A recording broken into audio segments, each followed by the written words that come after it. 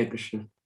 Thank you so much, Radharani Mataji. Thank you so much, Preeti Vilasini Mataji, for very kindly engaging me in this service on a very auspicious day, both for the devotees at the same time those who are not devotees at the present moment.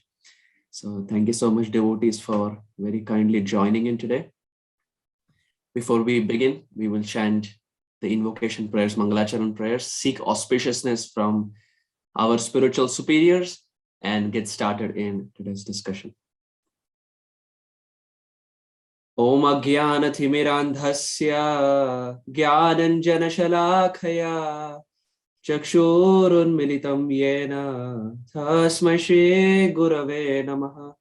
Shri Chaitanya Manobhishtam Sthapitam Yena Bhutale Swayam Rupa Kadamahyam Dadati Swapadantikam Vandeham Shri Guru Shri Yuta Padakamalam Shri Gurun Vaishnavamscha Shri Rupam Sagrajatam Sahagana Raghunathanvitam Tam Sajivam Sadhvaitam Savadhutam Parijana Sahitam Krishna Chaitanya Devam Shri Radha Krishna Padan Sahagana Lalita Shri Vishakhan Vitamscha.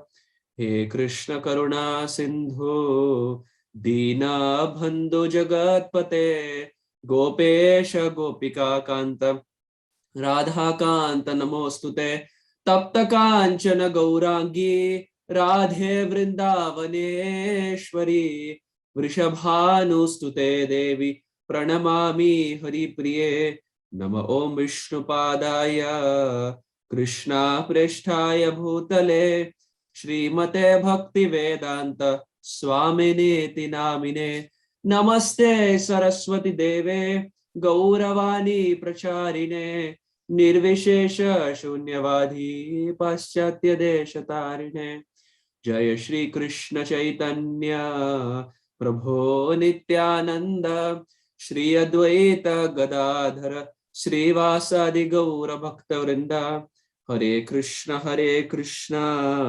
Krishna Krishna Hare Hare Hare Rama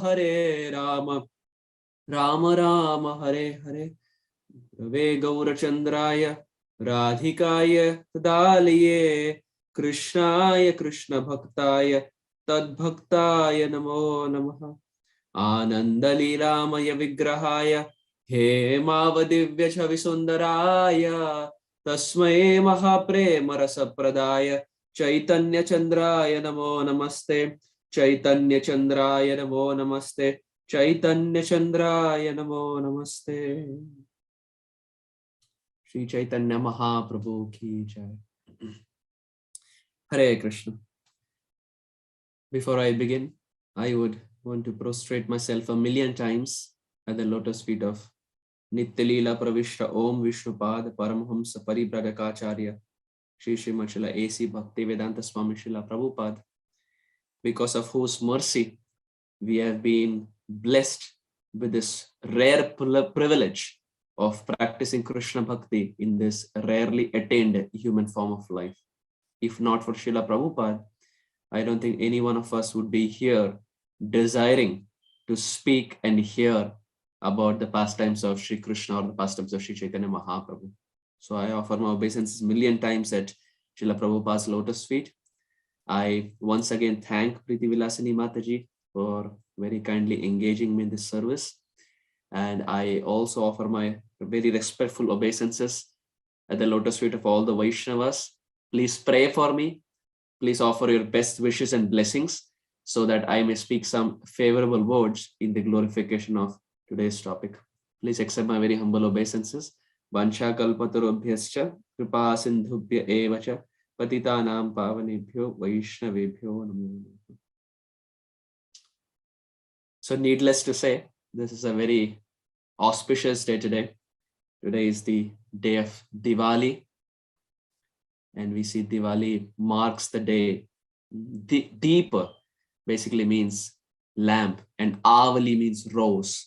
So Deepa Avali traditionally is that day where rows of lamps were lit to welcome Maryada Purushottam Sri Ramachandra back to Ayodhya. We see similarly, we have Chandravali. Now, even though we are followers of Radharani, we have Chandravali. Chandra means moon and Avali means rose. So that personality who's so effulgent as millions of rose lit together in rose is called as Chandravali. So when Sri Ram came back to Ayodhya after 14 years of exile and after killing Ravana and after also getting Maya Sita back, the citizens of Ayodhya were so ecstatic that the Lord of their lives was coming back. So the whole of Ayodhya was lit with beautiful lamps. And it's very interesting that the origin of this tradition of lighting lamps is not the pastime of Ramayana. Interestingly, our acharyas very beautifully say that when Bali Maharaj was sent down to Sutal Lok by Vaman Dev, we know that beautiful pastime that comes from the 8th canto of the Srimad Bhagavatam as to how the Supreme Lord begged for 3 steps. 3D Padani, he asked for 3 steps, but in just 2 steps, he took away everything that Bali Maharaj had. And eventually, Bali Maharaj, who's the epitome of Atma Nivedanam, gives his whole body to Vaman Dev, and Vaman Dev pushes him down to Sutal Lok. But our acharyas very beautifully comment that after Bali Maharaj went down to the lower planetary systems to Sutal Lok, Bali Maharaj lived a very opulent life. Even though he was in the lower planetary systems, he lived a very opulent life. And that same Supreme Lord Vaman Dev comes to him as his doorkeeper. And there it is mentioned that when Vaman Dev came to the lower planetary systems to become the doorkeeper of Bali Maharaj, at that time, for the first time, Bali Maharaj welcomed Vaman Dev by lighting rows of lamps. So that was Deepa Avali or Diwali. Vaman Dev was welcomed by Bali Maharaj by rows of lamps. And the second time was when Maryada Ramchandra was coming back to Ayodhya. The citizens of Ayodhya celebrated this festival by lighting lamps. So I wish all the devotees, before we get into today's discussion, I wish all the devotees a very, very, very happy Diwali. May this Diwali not just illuminate our homes like it always does, but may this Diwali also illuminate our hearts with Prema Bhakti. May this Diwali illuminate our hearts with pure devotional service for which we have all gathered here. We have all been practicing Bhakti for lifetimes together with this one cherished desire that someday we can get the lotus feet of Radha and Krishna. We can be bestowed with pure devotional service. So may this Diwali be the start of lighting our heart or illuminating our heart with Prema Bhakti or pure devotional principles. At the same time, today's day is also equally auspicious because today is the day when the Damodar pastime took place. We see we are celebrating this month of Kartik, and this is the month where a lot of pastimes take place, starting from Bahulashtami, that is the appearance of Radha Kund, to the appearance of Govardhan. And in between also, we have so many acharyas who appear and disappear. But interestingly, today is the day. It was the day of Diwali when Maya Yashoda decided to tie our sweet Damodar to the wooden grinding mortar. And interestingly, a question may arise that if Maya Yashoda loved Krishna so much, then why did she tie Krishna on such an auspicious day to the wooden grinding mortar? And the understanding behind this is Maya Yashoda did not tie Krishna with the desire of Krishna being mischievous. But the aim of Maya Yashoda is when she is there in the kitchen, she had a fear in her heart that Krishna, who's so notorious and so mischievous, Krishna may run to the forest. Because we see Krishna is only 2.5 when Damodar Leela pastime takes place. Just before the Mrid Bhakshan Leela, just before Krishna eats dirt. So Krishna is only 2.5. So Maya Yashoda has this feeling that my Lala, Yashoda Nandan, Nanda Nandan, Brajendra Nandan may run into the forest. So that he doesn't run into the forest, Maya Yashoda just ties him gently so that from inside the kitchen, she can overlook what her Krishna is doing. So it's a very auspicious day that Vaman Dev came in the life of Bali Maharaj, and Bali Maharaj accepted him by lighting rows of lamps. At the same time, we see Sri Ram came to Ayodhya, and the Ayodhya Vasi celebrated this festival of Diwali. And in this age of Dwapar Yuga, we see that Sri Krishna was also tied by Maya Yashoda. So this is such a festival that has its significance in all the yugas, whether it's Satya, Treta, or Dwapar. So we offer our obeisances to Vamandev. We offer our obeisances to Sri Ram. At the same time, we offer our obeisances to Sri Krishna. And likewise, we also offer our obeisances to Sri Chaitanya Mahaprabhu, whose teachings we are going to describe today in the form of teachings of Lord Chaitanya. So we find that this section, that is teachings of Lord Chaitanya, is very interesting for the fact that we see Krishnadas Kaviraj Goswami, when he was writing Chaitanya Charitamrita, Kaviraj Goswami was very old. He was more than 80. Chaitanya Charitamrita describes he was about 85 plus. So he was very old. And every day Kaviraj Goswami had this fear in his heart that probably he may not live the next day. He had a fear in his heart that probably he was not going to live the next day. And if he doesn't live the next day, who is going to bestow the world with Chaitanya Charitamrita, the Madhya Lila and the Antya Lila, which is the essence of the whole of Chaitanya Charitamrita. We say Adi Lila predominantly is more Tattva Siddhanta, but the real pastime, the real nectar starts flowing from the Madhya Lila up until Antya Lila, where Chaitanya Mahaprabhu is ecstatic in Gambhira with Swarup Damodara and Raya Ramananda. So Kaviraj Goswami has this fear in his heart that because he's old, he may not live till the end. And because of this Kaviraj Goswami, his heart is so magnanimous that in Madhya Lila first chapter, he gives the synopsis. He gives a summary study of the whole of Chaitanya Charitamrita. We see no author, generally authors, when they present a story, the theme of the storyline is the summum substance, the conclusion. The climax is always there at the end, because if you keep the climax in between, then the readers are not enthused to read. But Kaviraj Goswami is such an author. He is keeping the essence, he's keeping the conclusion in the first chapter of the Madhya Lila, showing the world that he's much more than an author. He is not an author, but he's in the mood of a doctor. A doctor is someone who is wanting to treat his patients. Similarly, Kaviraj Goswami is wanting to treat his patients more than he being in the mood of an author. So he gives the complete essence of the Chaitanya Charitamrita in the first chapter of the Madhya Lila. And similarly, Prabhupada also has this same fear in his heart that probably he may not live till the end of the 10th canto. Because we see Prabhupada was, when he was writing, Prabhupada was also very old. Prabhupada was 70 plus. So Prabhupada also carried this same fear that Kaviraj Goswami carried, that probably he may not live till the end of the 10th canto of the Srimad Bhagavatam, which is the summum bonum, the summum substance, which is the essence of Krishna Lila. So taking the same mood of Kaviraj Goswami, our Srila Prabhupada also writes a summary study on the 10th canto of the Srimad Bhagavatam, which is called as Krishna book. Taking the same mood that if I don't live, then let the world not be bereft of this crest jewel essence of Srimad Bhagavatam, which is the Krishna book.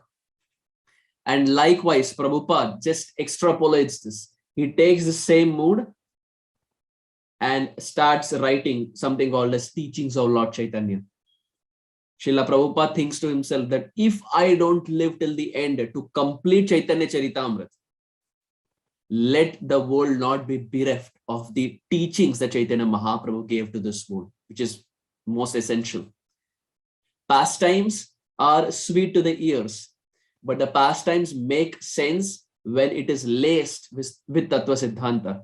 If there is no Tattva Siddhanta in the pastimes, then it is simply like any novel.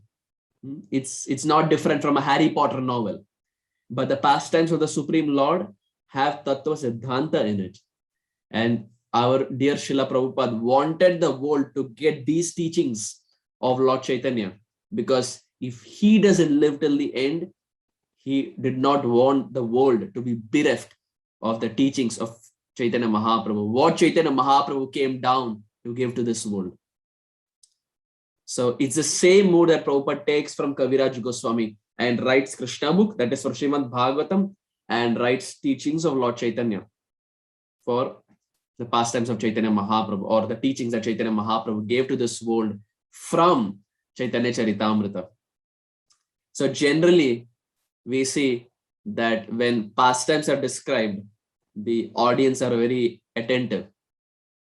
But when Tattva Siddhanta are described, that is the time, instead of Shravanam, it becomes Snoranam. Prahlad Maharaj in the Bhagavatam, he says Shravanam, Kirtanam, Vishnu Smaranam. But when Tattva Siddhanta is described, when philosophy is described, it's no more Smaranam, but it becomes Snoranam. Snoranam, Kirtanam, Vishnu Snoranam. So we see the teachings of Lord Chaitanya is such a scripture that Prabhupada has given, which has less of pastimes and more of Tattva Siddhanta. So even in our today's discussion, we are going to have more of Tattva Siddhanta and less of pastimes. And we see Kaviraj Goswami very beautifully. He says, Siddhanta boliye chitte nakara alas, iha hoite Krishna lage sudrida manas. He says, Siddhanta boliye chitte nakara alas. He says, don't be lazy when Tattva Siddhanta is described. So even Kaviraj Goswami knows that when Siddhanta is described, naturally, devotees fall asleep. Naturally, the eyes shut. So he says, Siddhanta boliye chitte na kara alas. Don't be lazy when Tattva Siddhanta is described. Iha hoite Krishna lage sudrida manas. The manas, the mind becomes firmly fixed in Krishna when we understand the Tattva Siddhanta. As described, when we hear pastimes, it's good, it's entertainment for the ears. But when we understand the Tattva Siddhanta behind those pastimes, that's when the heart becomes fixed in Krishna Bhakti. So having said this, we will try to start our today's discussion. This was just an introduction of what teachings of Lord Chaitanya presents and what this whole book or today's discussion is all about. And fundamentally, we find today's section, which we're describing, that is the 4th chapter of the teachings of Lord Chaitanya, is just filled with philosophy. The first 3 chapters are also filled with philosophy, but they also have some pastimes in it, whether it is teachings to Srila Rupa Goswami, or the 2nd chapter, which is about Sanatan Goswami, or the 3rd chapter, which is teachings to Sanatan Goswami. We have at least personalities involved. But here in this section, which is the section called as the wise man or an intelligent man, there is no personalities involved, like the previous section of Rupa Goswami and Sanatan Goswami. But here Prabhupada hammers the point of Tattva Siddhanta. And in particular, Srila Prabhupada gives one theme that we will be elaborating on. So I would just like to quickly share my screen to show what Srila Prabhupada teaches us. So this is that 4th chapter of the teachings of Lord Chaitanya, which is called as the wise man. And here we see Prabhupada is quoting a very beautiful verse. He says, in this regard, Chaitanya Mahaprabhu recited a nice verse from Srimad Bhagavatam, Canto 11, Chapter 2, Text 37. That is a part of the instructions of Narada Muni to Vasudev, the father of Krishna. Bhayam dvitiyad dhiniveshatasyad ishadapetasya viparyayo smritihi tanmayayato buddha bhajetam bhaktyayikayesham gurudevatatma. Very interesting verse. Prabhupada, he says, tanmayayato buddha bhajetam. Buddha basically means intelligent or a wise man. What should a wise man or what should an intelligent man do? Prabhupada says, bhaktyayika yesham gurudevatatma. An intelligent man or a wise man is someone who performs bhakti unto his Gurudev, who performs bhakti unto his Guru Maharaj. How? Guru Devatatma. So much so that he considers his Guru as his deity, as a moving deity. And he accepts his Guru Maharaj as his life and soul. Guru Devat Atma. Atma means soul. He considers his Guru Maharaj as his life and soul. Narad Muni, who is the speaker of this verse, he says, an intelligent man or a wise man is someone who performs bhakti unto the lotus feet of his Guru Maharaj, accepting his Guru Maharaj to be a moving deity, at the same time accepting his Guru Maharaj to be his life and soul. Guru Devatatma. So we are just going to elaborate on this theme in our discussion, that is Guru Devatatma, the importance of Sri Guru in our lives, because this is the definition, according to Narad Muni, according to Srila Prabhupada, and according to Chaitanya Mahaprabhu. This is the definition of someone who's intelligent. Guru Devatatma. He accepts his Guru Maharaj as his life and soul. He accepts his Guru as his moving deity. We see very beautifully that Sri Krishna was there in this world for about 125 years. And after Krishna performed all his pastimes, Krishna decided to wind up. Krishna decided to pack his bags and go back home, back to Godhead. And at that time, Krishna also wanted the Yadus, who are his family. Krishna wanted the Yadus to also go back home, back to Godhead. So Krishna was thinking, he was trying to orchestrate a pastime by which the Yadus can go back before him. Because we see the Yadus are very powerful. If there is anyone more powerful than the Yadus, then that is Krishna. So Krishna, who's the guiding force or who's the guiding light for the Yadus, Krishna wanted that these Yadus go back before him, because if Krishna leaves before them, then it will be very difficult for the Yadus. There is no guiding force or there is no guiding light for them. So Krishna, he wanted to orchestrate a pastime wherein he goes back before any of these Yadus. And very beautifully you find that is that time when Krishna's son, who is Samba, Krishna and Jambavati's son, who is Samba, he decides to play a prank with the sages. Samba, along with all his friends, they go to the sages, and the friends, in mischief, they just stuff the stomach of Samba with some pillows or something. In this case, we can accept pillows.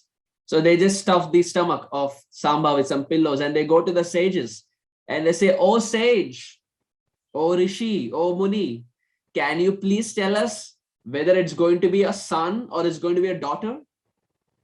Now there's no son, there's no daughter. It's just pillows that are stuffed inside. But the children were so mischievous that they went to the sage and they said that, "Can you please tell us whether it's going to be a son or it's going to be a daughter?" And the sages became so angry. They said, "It's not going to be a son and neither is going to be a daughter, but it's going to be a lump of iron. It's going to be a lump of iron that's going to come out from the body of Samba. And this iron is going to be the cause of destruction of the whole Yaduvamshas."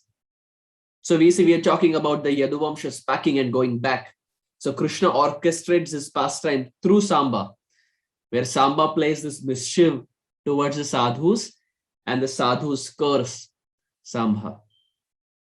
And in due course, we find that from the body of Samba, a piece of iron comes. And when Ugrasen Maharaj comes to know, Ugrasen Maharaj understands that this is the end of the Yaduvamshas. This is the end of the Yadu dynasties. Krishna has already orchestrated, or he has already planned the departure of all the Yadus. At that time, when this curse was taking place, or it was taking effect, at that time, Krishna, he asked the Yadus to retire and go to Prabhas Kshetra. There's a very beautiful place called as Prabhas, or Prabhas Kshetra. And Krishna, he requests, he urges all the Yadus to pack their bags and go to Prabhas Kshetra. And at that time, there is one Yadu who's the foremost of all the Yadus, who's very intelligent. He begins to understand what Krishna has in his mind. he begins to understand what Krishna is thinking. And dear devotees, this Yadu is none other than Uddhava. Uddhava understands what Krishna's plan is. And he goes to Krishna. And in seclusion, he tells Krishna that, my dear Lord, this is what I'm thinking. Is it true? Are you orchestrating all this so that you want to depart from this world? Has the time for all the Yadus come? Are all the Yadus going to depart? And when Uddhava asked this question to the Supreme Lord agreed. Supreme Lord, he agreed to what Uddhava said. So what Uddhava was thinking was absolutely right. But at that time, Krishna, he tells Uddhava that all the Yadus are going to go back. But there is one Yadu who is going to stay here. And hey, Uddhav is going to be you. Everyone are going to go back except you. I want you to stay in this world. And Uddhav at that time is scratching his head. That, my dear Lord, everyone is going back. Why am I the odd man out? Why are you asking me to stay here? And at that time, Krishna very beautifully says that there are some sages who are there in Badrinath. Krishna, he says that I have been to all the places, but I have not been to Badrinath. There are some sages who are there in Badrinath who are performing bhajan, who want my darshan, but just because of time crunch, I have not been able to go there. So, O Uddhav, after I depart from this world, I want you to go there as my representative. I want you to go there and speak to those sadhus. I want you to live in this world and preach pure devotional principles, pure devotional practices. So, hey Uddhav, I want you to stay here. I will take all the Yadus along with me, except you. And Uddhav is such a personality. He is not different from Krishna. In fact, he is Krishna's look-alike. When he was there in Mathura, the Mathura Vasi sometimes would get perplexed whether he is Krishna or whether the other person is Krishna, because both of them were look-alikes, Krishna and Uddhava. And Uddhav is also very intelligent. He's not a mere mortal. He's Sakshat Brahaspati Shishya. He's the student of Brahaspati. Brahaspati, interestingly, has only demigod disciples. But Uddhav is the only human disciple of Brahaspati. So that speaks volumes of the position of Uddhava. So Krishna tells Uddhava, he beseeches Uddhav that, hey Uddhav, please stay here and don't go back. And now when Krishna is about to depart, Uddhava, he turns to Krishna and says, my dear Lord, only if you can give me some departing instructions. If you can give me some instructions that I can hold in my heart. I know you're departing from this world, and I also know that I have to stay here. But my dear Lord, if you can give me some departing instructions which I can hold and cherish in my heart. The Supreme Lord, he agrees to it. And at that time, the Supreme Lord speaks something called as the Uddhav Geet, which comes in the 11th canto.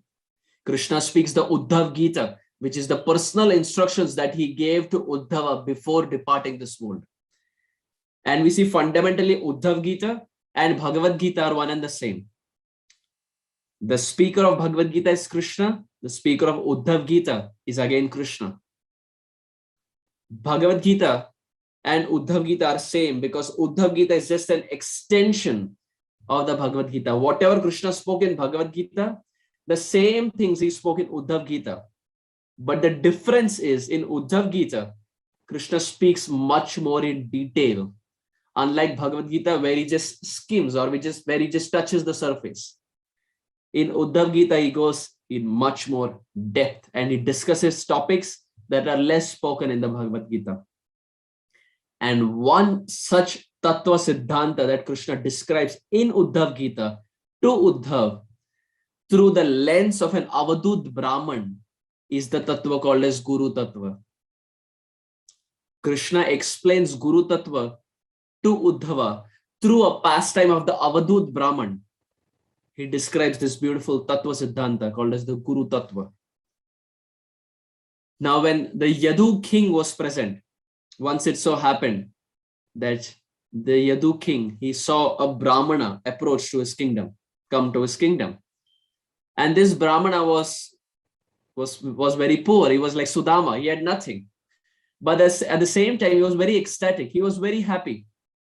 He was very blissful. We generally see that if someone is very poor, he's not very happy. He's not very ecstatic. But seldom do we find people that who do not have money, but are very happy and who are very ecstatic, who are Brahma Bhuta Prasannatma, who are on the transcendental stage. So this Brahmana, he was called as an Avadut Brahman. Avadut basically in Sanskrit means someone who is transcendental, someone who is unconventional, someone who does things which are very difficult to perceive. Like for example, Nityananda Prabhu is called as an Avadut. Our Nityananda Ram, especially towards the end of his pastimes, performed pastimes, Chaitanya Bhagavat describes, that are very difficult to perceive. So Nityananda Prabhu is called as Avadut. So Avadut fundamentally is that person who is unconventional, who does things which are very difficult to perceive. Similarly, this Brahmana is called as an Avadut Brahmana. He was very ecstatic. He had nothing with him, but he was blissful. He was very happy. So when the Yadu king, he saw this Avadut Brahmana, he asked him that, how is it that you're so happy? From your externals, it seems that you don't have anything, but you're very happy. What is the secret to it? At that time, this Avadut Brahmana, he describes as to how he has learned 24 lessons from his 24 gurus. Now, in our ISKCON movement, we have one guru. We accept one guru. That is our Diksha Guru. But here the Avadut Brahman had 24 gurus. But these 24 gurus were his Siksha Guru. We have a Diksha Guru who connects us to the Sampradaya. At the same time, we have Siksha Guru who gives us instructions. So Siksha Guru can be any number of Siksha Gurus, but Diksha Guru can only be one. So this Avadut Brahman, he describes as to how he had 24 gurus. He had accepted 24 personalities. And these personalities range from an elephant, from a python, to the trees, to water, to sky, to fire, to ether, to earth. Whomever he sees, he starts learning different things from them and applies that to his personal life. He accepts 24 personalities as his 24 Siksha Gurus.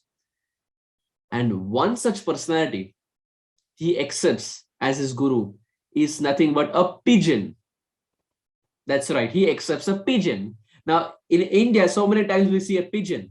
Probably we may not see much here in the US, but in India, in every nook and corner, we see pigeons.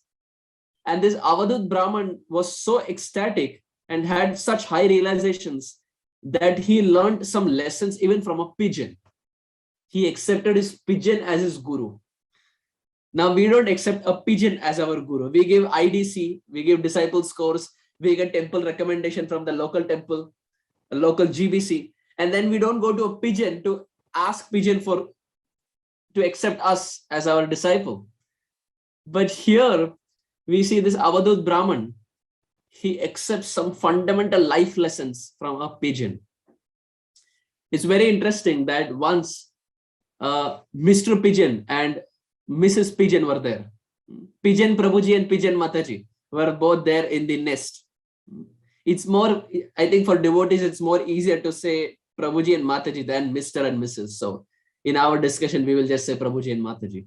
So Pigeon Prabhuji and Pigeon Mataji were sitting in a nest. And both of them had a lot of affection, a lot of love for each other. And they were completely blinded in the love that they had.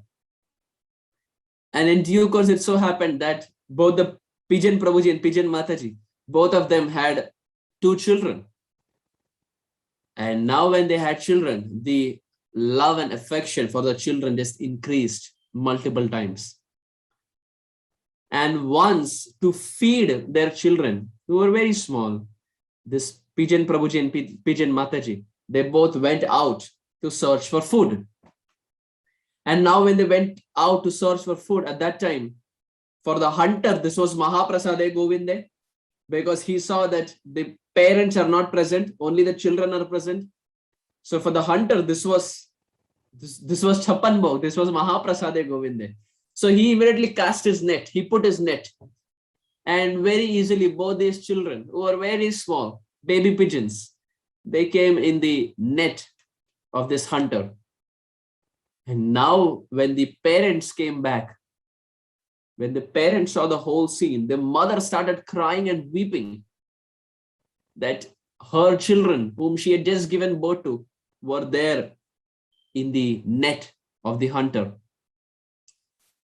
So immediately, because mother's instinct, without thinking anything, she just flew in order to protect her children. And unnaturally, what do we think? The hunter, when he saw that the mother is also coming, he immediately cast his net and he also caught the mother. So the children were caught, at the same time the mother was also caught. And now the Pigeon Prabhuji, the father who was there, he was lamenting, he was crying. Suta apta ramanira chinta, as Srila Gauragovinda Maharaj would constantly say. This pigeon who was there, he was thinking that, oh, my children are there in the net. My wife Ramani, she's also there in the net. Suta apta ramanira chinta, always plagued with anxiety that, oh, what will happen to my child? What will happen to my wife? And naturally, he was overcome with so much love to both of them that he also flew in order to protect. And naturally, the hunter also caught the father. So first he caught the children, then he got the mother, and then he caught the father. So whole family was there inside that net. And this Avadut Brahman was seeing the whole scene. He was seeing what was happening. And he thought to himself, wait a minute. In just fraction of split seconds, the whole family, because of attachment to each other, are now inside a net. And very soon they are going to become Mahaprasade for the hunter. So the Avadut learned his first lesson from this pastime of the pigeon, that too much attachment to material life will only cause pain and disappointment. When we are too attached materially to anyone or anything, it's only going to cause too much pain to the heart. And we find fundamentally this is the same teaching that Bharat Maharaj received from his father Maharaj Rishabdev. In the 5th canto, we find Maharaj Rishabdev gives his teaching to his 100 sons, led by Bharat Maharaj. And there also, Maharaj Rishabdev, he says, Ata Griha Kshetra Suta Apta Vittai Janasya Mohoya Aham Mameti. 558 Bhagavad. He says, Ata Griha. First we buy a house. Then Kshetra, then properties. One house becomes multiple houses. Investment. Ata Griha Kshetra Suta, then children. Apta, then we have relatives. And to please all of them, to maintain all of them. Vittai, money. 9 to 5 job, we have to bootlick our boss. Janasya mohoya aham mameti. Maharaj Rishabdev, he tells, in this way, the jiva, he just traps himself in a cocoon. He himself creates a cocoon and he gets trapped in this cocoon, just like the pigeon, whole pigeon family were trapped in this net. We understood the story of the pigeon, but we fail to understand that this is our story. We may externally not have a net like the pigeons had, but we are also in the net of illusion. Maya Devi has put such a net by which we maintain our family, we maintain a house, then we have multiple houses, then we have to please the children, please the wife, please our relatives, please our boss. And this is a never-ending affair. This just goes on for lifetimes and lifetimes and lifetimes together. So much so that Maharaj Rishabdev, he says, in the attempt of pleasing everyone, we fail to please Shri Krishna, who is the object of our pleasure. The purpose for which the human life is given is meant to please the Supreme Lord. That Supreme Lord whom we have to please, we keep him to the side and end up pleasing everyone. So this is not different from being in the net of illusion, which is very similar to what the pigeons experienced. So we find that the Avadhut Brahman, he accepts the pigeon as his guru. He accepts the pigeon as Guru Devatatma. We see we are building all this because Prabhupada is mentioning that a Buddha, a wise man or an intelligent man is someone who accepts his guru as his life and soul. And here we find the Avadhut Brahman is learning so many life lessons from the pigeon, and the fundamental life lesson that he is learning is too much attachment to materialistic people or materialistic things will just cause pain and disappointment. And this naturally opens the discussion for who is a guru, or what is the position of guru? What is Guru Tattva? Can a pigeon be a guru? Can a python be a guru? Because here in Avadhut Brahman's pastime, we find he is accepting a python also as a guru. Or guru is just a personality, a human personality. Is guru only a human personality, or guru can also be accepted in the form of trees, in the form of animals, in the form of sky, in the form of Mother Earth? What is the definition of guru? When we say Guru Devatatma, what does this guru actually mean? And our Upanishads, our Puranas, very beautifully describe, they give the definition of Guru Tattva. And they say, Gu Shabdattu Andakarasya, Ru Shabda Tama Nirodaka, Andakara Niroditva, Guru iti Abhidiyate.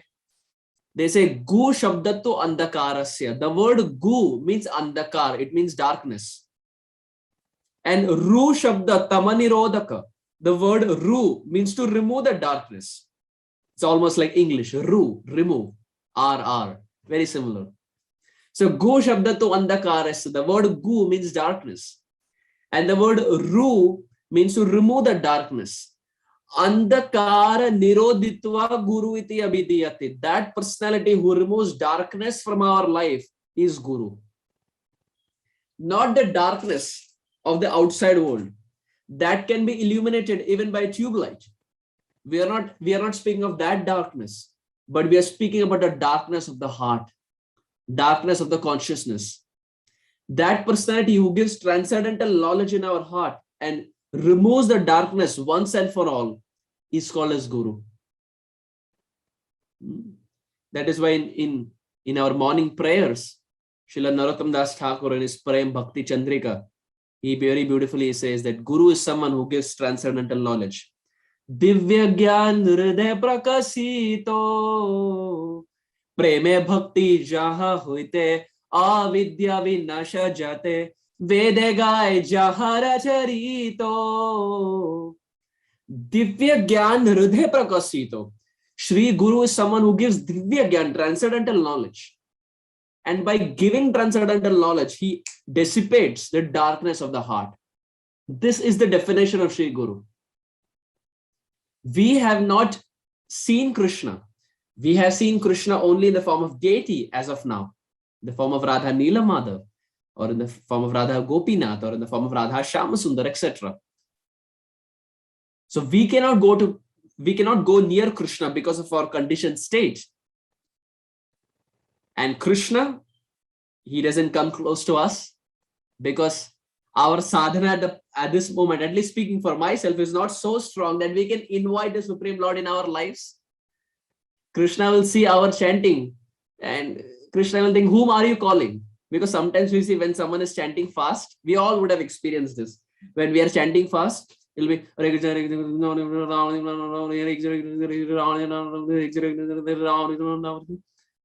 even Krishna will be thinking, whom are you calling me? If you call me, I will come, but whom are you calling me? It's almost like the honeybees. And when the chanting becomes so fast, instead of Hare, it becomes Are. We just remove the H, it becomes Are Krishna, Krishna Krishna, Are. Now it's very interesting. In Sanskrit, Ari means a demon. The word Ari, A-R-I, means a demon. So Are means oh demon. So when we say Are Krishna, it means oh demon Krishna, oh demon Krishna. That's what it becomes. When we chant so fast, the H somehow gets eliminated. It becomes Are Krishna, Krishna, Are Ram, Are Ram. Oh demon Ram. So even Krishna will be thinking that this person is wearing tilak and kanti and wearing dhoti and kurta, but at the end he's calling you demon. He's just like a bumblebee. What is he chanting? Krishna himself will be scratching his head. So with our chanting and with our bhajan, we cannot call out to the Supreme Lord, and the Lord doesn't come for us. So we need someone who's a via medium, who is our well-wisher, at the same time who is very dear to the Supreme Lord. Someone who's dear to Sri Krishna, at the same time who's dear to us. And that personality is Sri Guru. Sakshad Haritvena Samasta Shastre Uktastathava Yataeva Sadvi Kintu Prabhorya Priya Evatasya Vande Guru Shri Charanaravendam. Sakshad Hari, he is not a normal personality. He is Sakshad Hari, he is Bhagavan himself. But he comes down in this world as our well-wisher. With our eyes, as we just said, we can't even see the Supreme Lord. Leave alone the Supreme Lord, dear devotees. With our eyes, we can't even see the sun. We immediately wear goggles when we go out, sunglasses. We can't even see the sun. When we are going in the car, we turn the windows up. Leave alone the sun. We can't even see the sunlight. That is our predicament. But Krishna is Krishna Surya Sama. Krishna is like millions and crores of sun put together. So if we can't see one material sun of this universe, how can we expect to see Krishna, who's like millions and crores of suns put together? Not possible. Our eyes are defective. Our senses are defective. But that doesn't mean the Lord doesn't exist. The Lord exists. We don't have the capability to see him. Similarly, we find there are so many sounds that our ears cannot hear. But that doesn't mean the sound does not exist. Our ears do not have the capability. Similarly, Krishna is present, but we don't have the ability to see him sakshat at the present moment. And this is where Guru Tattva comes into perspective. This is where Sri Guru helps the Jiva. Sri Guru is that personality who holds the hand of Krishna and who holds the hand of the Jiva and connects the Jiva to the Supreme Lord. He places the hand of Sri Krishna in the hand of the Jiva and connects both of them. Because by our endeavor, we cannot see Krishna. And Krishna doesn't want to see us because our sadhana is not that strong at the present moment.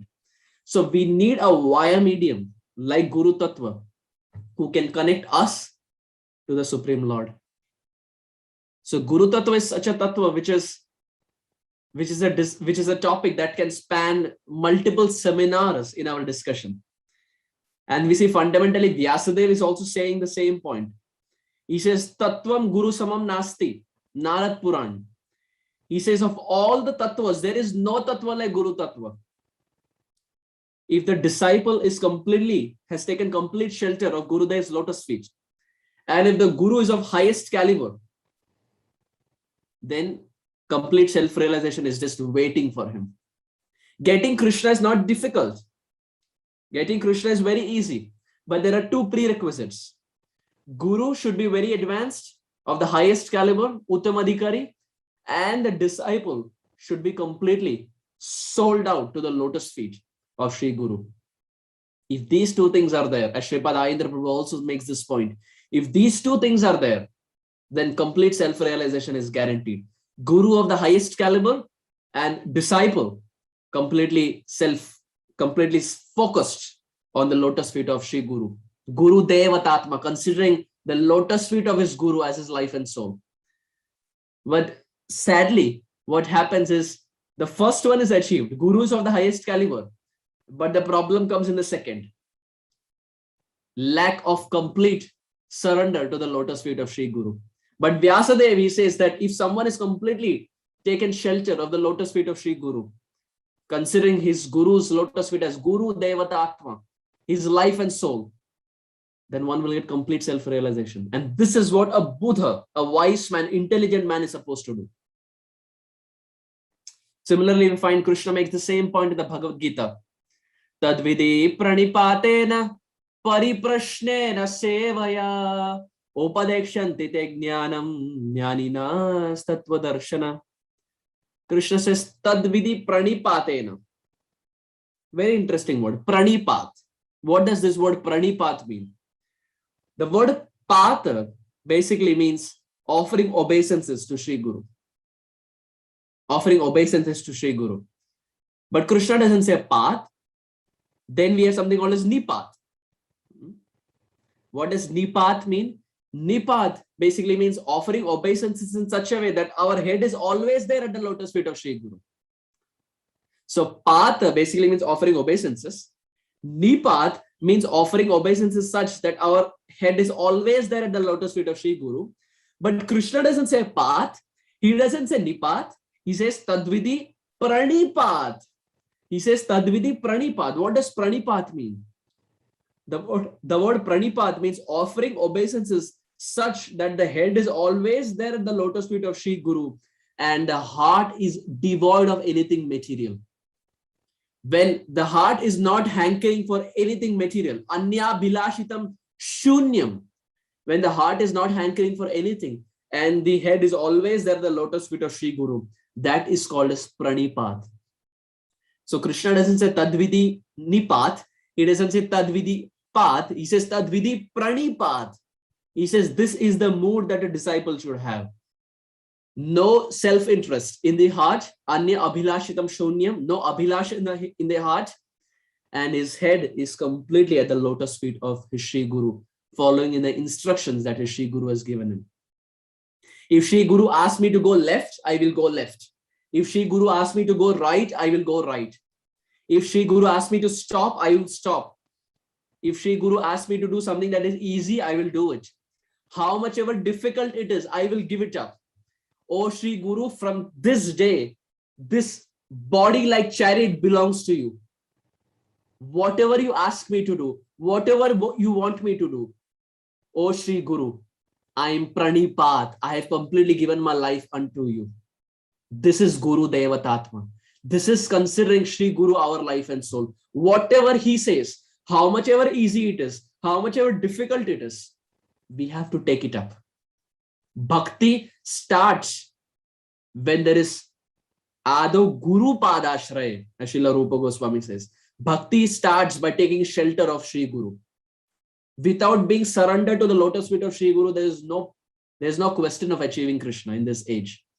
Krishna doesn't even look at us. Only if someone is surrendered to the lotus feet of Sri Guru, that's when Krishna starts looking at him. So time and again, Shastra is replete with so many proofs and references to make this point that bhakti in Kali or in any age, in fact, starts with taking shelter of Sri Guru. Yasya deve para bhakti yatha deve tatha guru kasyate katita yartha prakashante mahatmanaha. Shvetashvara Upanishad. Same point is made. Krishna is making this point that if someone worships me but doesn't worship Sri Guru, then I don't even look at him. But yasya deve para bhakti yatha deve tatha guru. If someone worships me and worships Sri Guru with the same intensity, with the same mood in which he worships me, then very soon I am bound in his heart.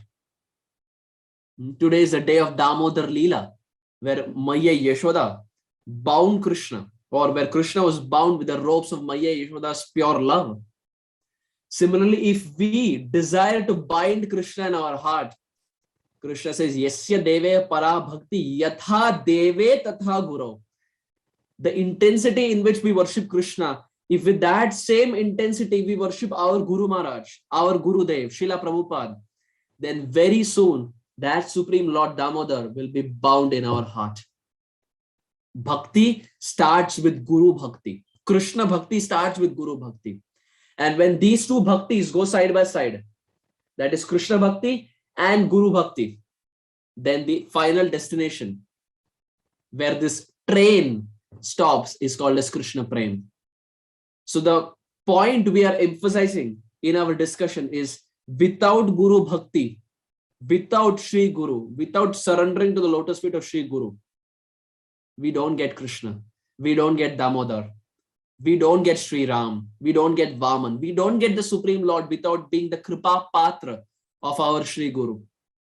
So how much important it is to serve and please our Gurudev, because without he being pleased, we don't get Sri Krishna in any age. Acharya Mami Purusho Vedo, Chandogya Upanishad.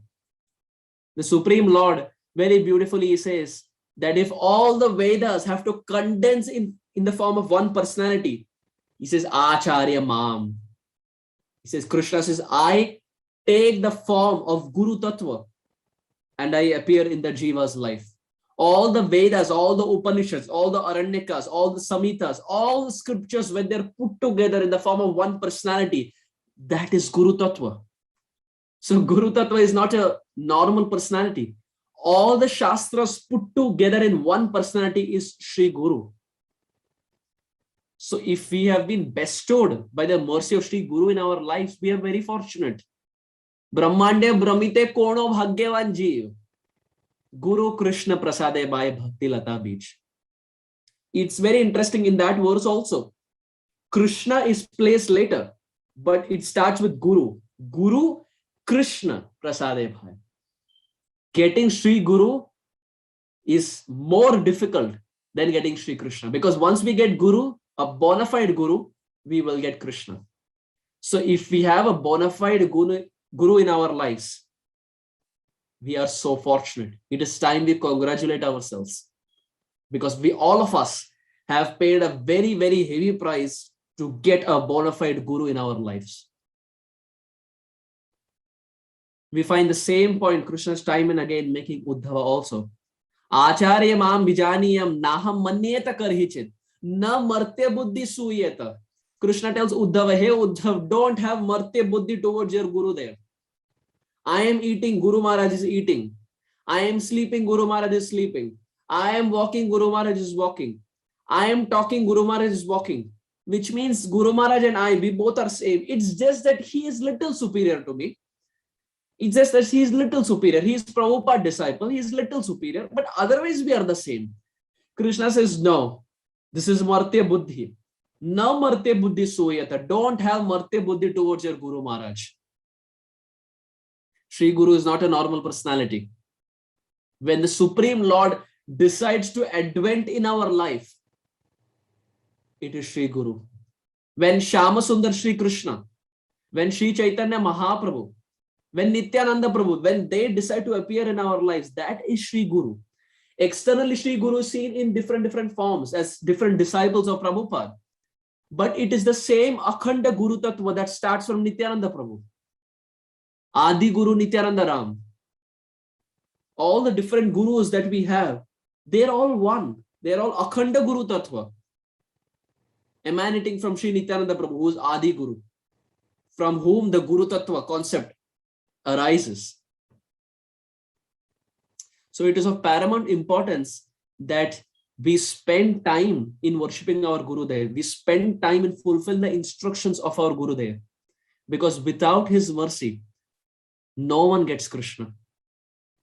Dhruva Maharaj got Vishnu by the power of Narad Muni, which is his Guru Maharaj. Prahlad Maharaj got Nrsimhadev by the power of Narad Muni, again his Guru Maharaj.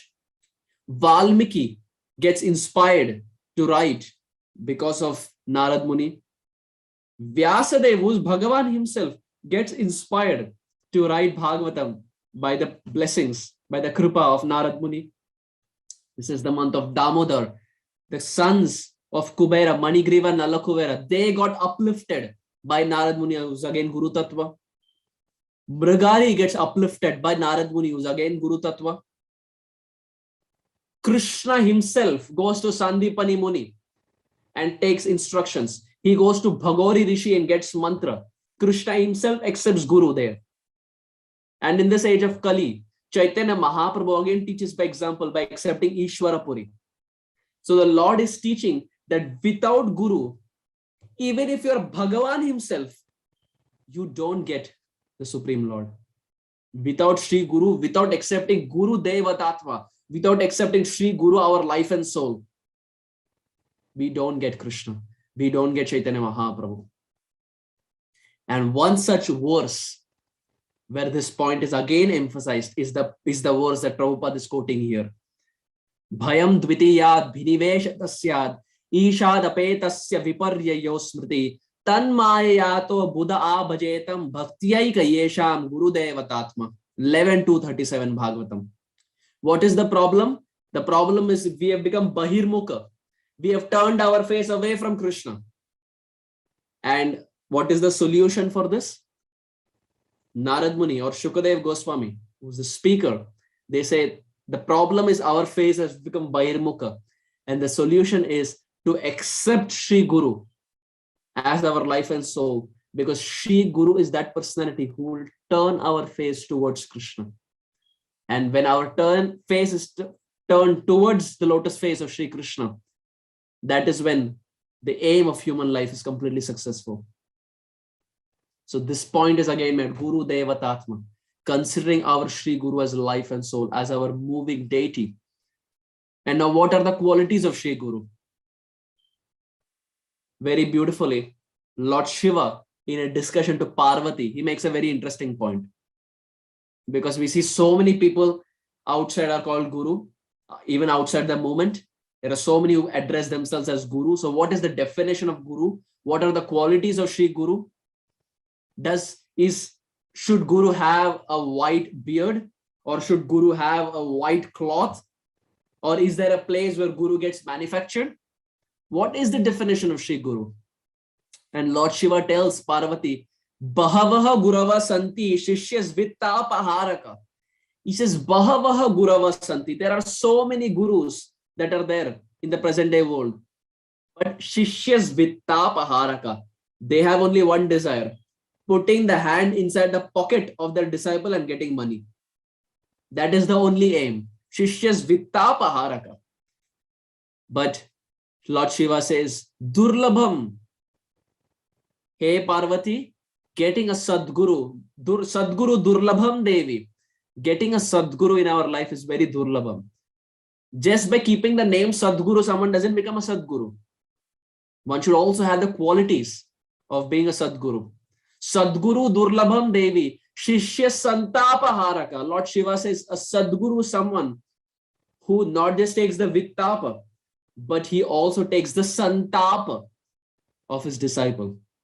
He takes the Vittapa, which means he takes the wealth, but uses that wealth in building temples, uses that wealth in distributing books, uses that wealth in preaching Chaitanya Mahaprabhu's mission, like Srila Prabhupada. And Shishya Santapaharaka, he also takes the Santap that is there in the heart. The 6 anarthas in the form of Kama, Krodha, Lobha, Moha, Mad, Matsarya. A genuine Sri Guru is someone who gives Divya Gyan and takes these 6 anarthas away from the life. Bahavaha Gurava Santi, Shishyas Vittapa Haraka, Sadguru Durlabham Devi, O Devi, O Parvati. A Sadguru is very rare. A bona fide Guru is very rare. Shishya Santapa Haraka, because he takes the Santap away. He takes the anarthas away from his life. So now it boils down to the question, what are the qualities of Sri Guru? How do you understand who is a bona fide Guru and who is not a bona fide Guru? And very beautifully, in the section of Krishna speaking to Uddhav, in this Uddhav Geet, Krishna tells Uddhav, in Canto 11, chapter 14, text 16, Krishna says, Nirapeksham munim shantim nirvairim samadarshina anuvrajamyaham nityam puyayatra girenu. Krishna gives 5 qualities of a pure Vaishnava. First, Nirapeksham. Apeksha means desire. Nirapeksha, he has no desire. In his heart, there is no material desire. Nirapeksham. There is no desire for fame. no desire for name, no desire for recognition, no desire for anything. Na dhanam, na janam, na sundarim, kavita mam jagadisha kamaye. There is only one desire. Mama janmani janmanishware bhavatad bhakti ahetukitvi. There is only one desire in the heart of pure Vaishnava, in the heart of Shri Guru, that lifetime after lifetime, he keeps performing ahetuki bhakti with no strings attached. So this is the first quality, nirapeksham, having no material desires. Second, nirapeksham munim. Munim means he's silent, he doesn't speak. But silent here means he doesn't speak material topics. Because material topics are Vayasa Tirtha, they are pilgrimage place for the crows. He doesn't speak material topics, but if he opens his mouth, he speaks only about spiritual topics. He speaks only topics that are glorifying the Supreme Lord, Shri Krishna or Shri Chaitanya Mahaprabhu. So that is the second quality. First is nirapeksham. Second, munim. Third, nirvairim. Vairim, vaira means enviousness. Nirvairim, he is non-envious. He is not envious of anyone. If someone is lower to him, junior to him, he is friendly to him. If someone is of the same stature, if someone is lower, then he provides his kripa. If someone of the same stature, then he is friendly. And someone of the highest caliber, someone higher than him, then he takes shelter of that person. But he is not envious of any person. Nirvairim. Nirapeksham, munim, shantim. He's also shant. He never gets agitated. We see very easily we get agitated in our lives. Sometimes things don't go our way. Immigration, priority date, EB1, EB2, EB3, something goes up and down and we get agitated. But a genuine Sadguru, a genuine pure devotee, someone who's shantim, who's always peaceful, who never gets agitated. When the waves of calamities, waves of obstacles come in his life, he's always peaceful. So first, nirapeksham. Second, munim. Third, shantim. Fourth, nirvairim. He is non-envious. And fifth, samadarshina. He is equal to everyone. And such person who has these five qualities, what does Krishna say? Anuvrajamyaham nityam poya yatrangi renubi. Krishna says, when such a devotee walks, the dust that is coming out from the lotus feet of that pure Vaishnava, Krishna says, I take that dust and put it upon my head and purify myself. Krishna is saying, when such devotees walk, the dust that comes from their lotus feet, I take that dust and smear it upon my head and get purified. Anuvrajamyaham nityam puye yatrangi renubihi. So how important it is to find a bona fide guru who has these five qualities of nirapeksham, munim, shantim, nirvairim, and samadarshina. So getting a Shri Guru in our lives is a very rare phenomenon. Not everyone is gifted with this opportunity. There are so many people in this world, billions of people. But how many have got a genuine, bona fide guru in their lives? Very few. Manushyanam sahasreshu kaschit yatadi siddhaye. There are only few who get guru in their lives. And for those who have got guru, it is of paramount importance that we make our life's aim and mission as Guru Devatatma. We accept our Guru Dev as our life and soul. Because with Guru Bhakti, everything gets revealed. As His Holiness Tamal Krishna Goswami Maharaj would very beautifully, he would say that if someone has to read Srimad Bhagavatam, it is going to take lifetimes together. We see here itself when we were discussing Chaitanya Charitamrita, when Bhagavatam is being discussed, one verse at a time, and it takes so many years to finish it. And now studying the same verses with different commentaries, with the Bhaktivedanta purports, it's a lifetime's effort. So Tamal Krishna Goswami Maharaj would say, studying Bhagavatam is a lifetime's effort. But just by staying with Prabhupada for 10 minutes, all the import of Srimad Bhagavatam would just come in my heart. He would say Prabhupada was a walking Bhagavat. He was talking, walking Bhagavat. He was a person Bhagavat. By staying with Prabhupada, by staying with his Guru Maharaj, that is Srila Prabhupada, all the import of the book Bhagavad would come in his heart. Which means it's only a person Bhagavad who opens the mysteries to a book Bhagavad. Till the time we don't become Kripa Patra of the person Bhagavad, that is our Gurudev, till that time, the mysteries of book Bhagavad never get opened. It is only Bhakta Bhagavad who opens the book Bhagavad. So that is why here we find Srila Prabhupada is making this point that a wise man is someone who will perform Bhaktyaika Yesham Gurudevatatma, who will perform bhakti unto his Guru Maharaj, unto the lotus feet of his Guru Maharaj, by considering his Guru Maharaj as his moving deity and considering his Guru Maharaj as his life and soul. So we find here the Avadhut Brahman, coming back to our pastime, here the Avadhut Brahman accepts the pigeon as his Guru because the pigeon taught him the fundamental principle that too much attachment to anything material will just cause pain and disappointment, which also shows us that Diksha Guru is one, but Siksha Guru can be multiple. We can take instructions or we can take life lessons from whatever we see around. And in this way that we find Avadhut Brahman in his adventure, he accepted so many personalities, not just the animals, but also Mother Earth, sky, water, fire, air, ether, and at the same time, he also accepted a living spiritual master. So in one line essence, the aim or the theme of this 4th chapter of the teachings of Lord Chaitanya, a wise man is someone who will accept his Guru Maharaj as his life and soul. Because the aim of human life is not just collecting material wealth. Material wealth can be collected by anyone. But the aim of human life is collecting that spiritual wealth.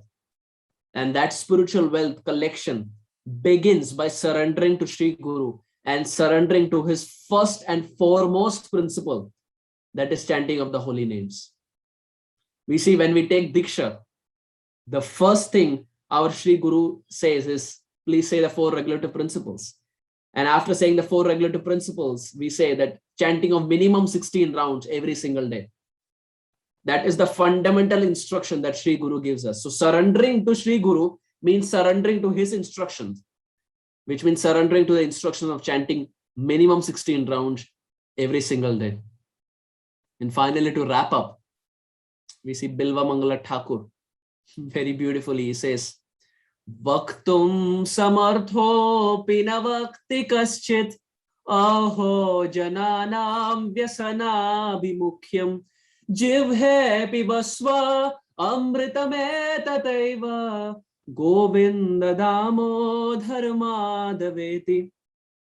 He says, Vaktum samartho. Samarth means ability, capability. He says, Vaktum samartho. Everyone has the ability to chant. But he says, Vaktum samartho pina vakti kaschit. People are still not chanting. Everyone has the ability to chant, but people are still not chanting. Aho jananam vyasana bimukhyam. Vyasana means, the word vyasana is basically used for liquor, destruction. So those who take liquor, they are called vyasana, because that is destruction of their life. So he says, Aho jananam vyasana bimukhyam. He says, oh, people have made destruction of their life as their main aim. So it's sarcasm. It's transcendental sarcasm that he's using. He says people have the ability to chant, but still they are not chanting, which means they have made destruction of their life as the main aim. But he says, Jivhe pibasva amritame deva. Please drink this nectar from your jivha. The tongue that Krishna has given, the tongue that Chaitanya Mahaprabhu has given, is meant to drink this nectar of the holy names. What are the names? Govinda Damodhar Madhaveti. Govinda Damodhar Madhaveti. Govinda Damodhar Madhaveti. Govinda Damodhar Madhaveti. Says the tongue is meant to chant these names of Govinda Damodhara Madhaveti. The tongue is meant to chant the Hare Krishna Mahamantra. which our Sri Guru has given. So Guru Devatatma starts by following the fundamental instructions of Sri Guru, that is chanting of the holy name, that is minimum 16 rounds of the Hare Krishna Mahamantra. So the essence of this whole chapter is a Buddha or a wise man is someone who accepts his Sri Guru as his life and soul. Thank you very much. Hare Krishna. Shri Guru Tattva ki jai. Srila Prabhupada ki jai.